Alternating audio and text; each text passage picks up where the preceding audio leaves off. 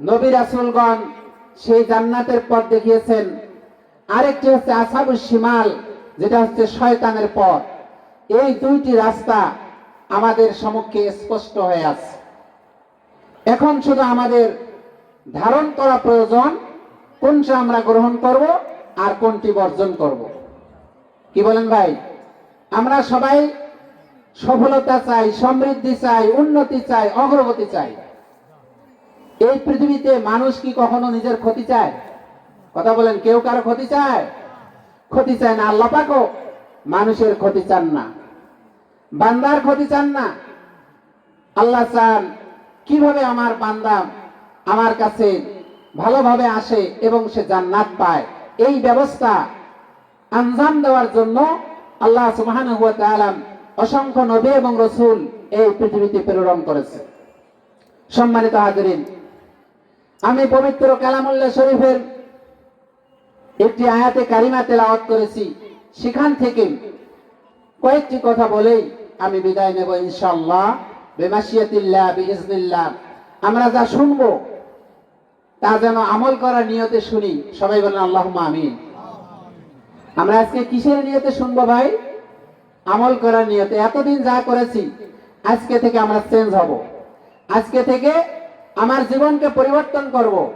কে কে আমার আজকের থেকে ওয়াজ শোনার পর নিজের জীবনকে পরিবর্তন করতে চাই, ভালো হতে চাই, পাপ মুক্ত জীবন গঠন করতে চাই? আল্লাহ পাককে হাত তুলে সাক্ষী দেন। কে কে কে কে চাই আমরা? আমরা সবাই।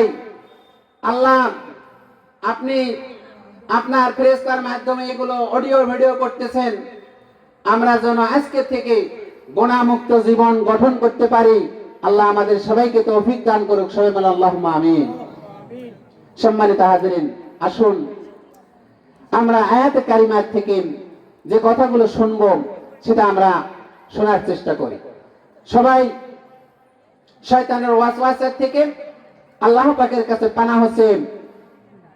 আমরা এখন কোরআন মাজিদ থেকে আলোচনা শোনার মন মানসিকতা নিয়ে এখানে বসে পড়ব। যারা বাইরে আছেন, ঘোরাফেরা করতেছেন, দোকানপাটে অযথা সময় নষ্ট করছেন, তারা মাহফিলের ভিতরে চলে আসুন।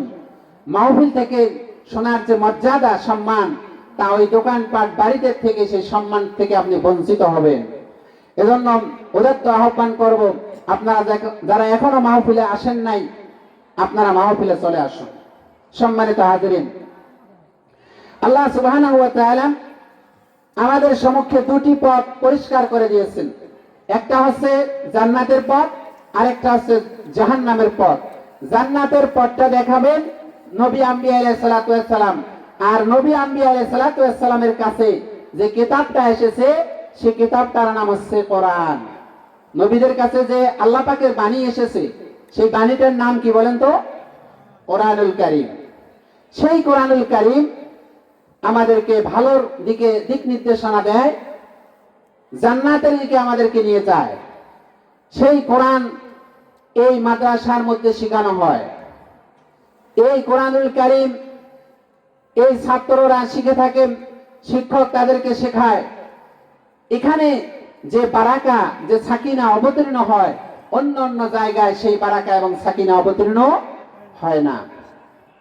সম্মানিত হাজিরিন, আসুন আল্লাহ সুবহানাহু ওয়া তাআলা এই কালামুল্লাহ শরীফের এই পাঁচকৃত আয়াতের ভিতরে আল্লাহ পাক কি বলছে?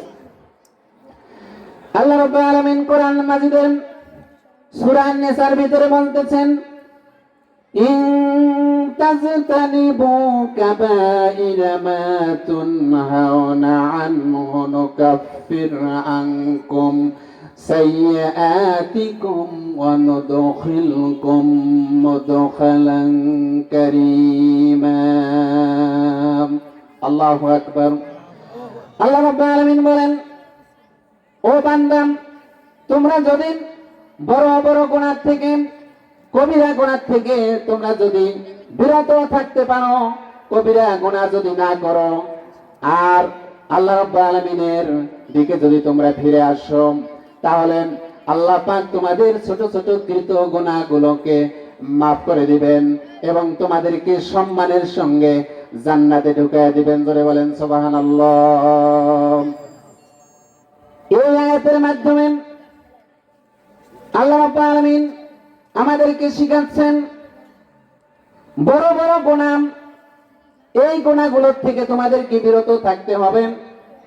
আমাদের সমাজে যে সমস্ত কবিরা গুনাহগুলো আমরা সচরাচর করে থাকি, সেই গুনাহ থেকে আমি কয়েকটি কবিরা গুনাহ আমি আলোচনা করব।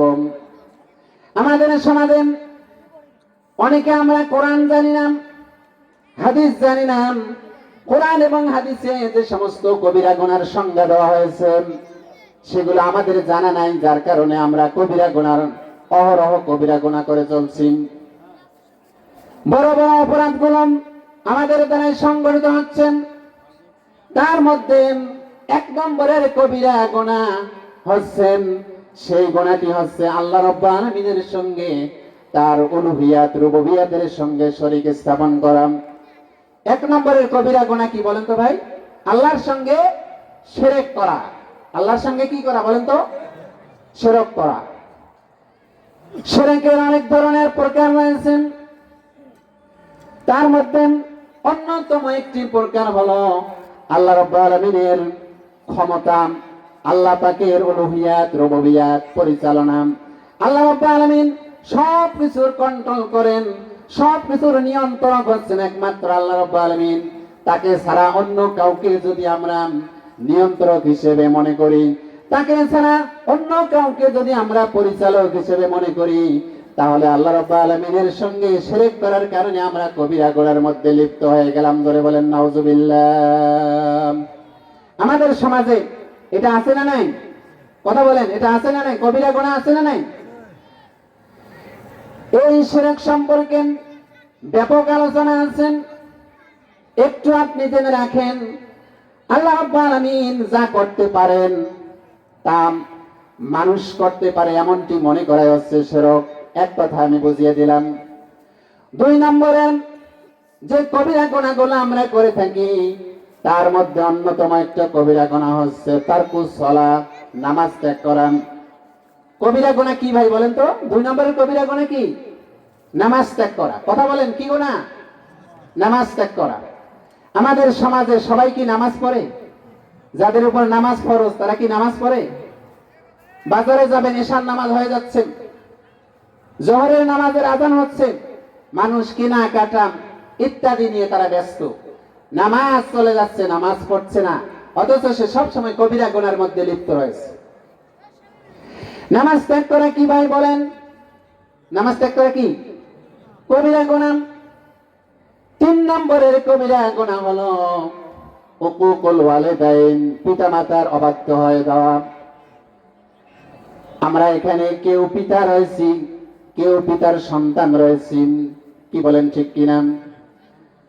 এই পিতামাতা এতটাই সন্তানের জন্য শ্রদ্ধাভাজন, আল্লাহ রাব্বুল আলামিনের ইবাদতের পর পর পিতামাতার সম্মান শ্রদ্ধা করার জন্য আল্লাহ পাক নির্দেশ করেছেন। জোরে বলেন সুবহানাল্লাহ। এই পিতামাতার সঙ্গে যদি কেউ বেয়াদবি করে, এই পিতামাতার যদি অবাধ্য হয়ে যায়, তাহলে সে কবিরা গুনাহের মধ্যে লিপ্ত হয়ে গেল, কবিরা গুনাহ করলো। কি গুনাহ করলো? পিতামাতার অবাধ্য হলে কি গুনাহ করলো? কবিরা গুনাহ করলাম।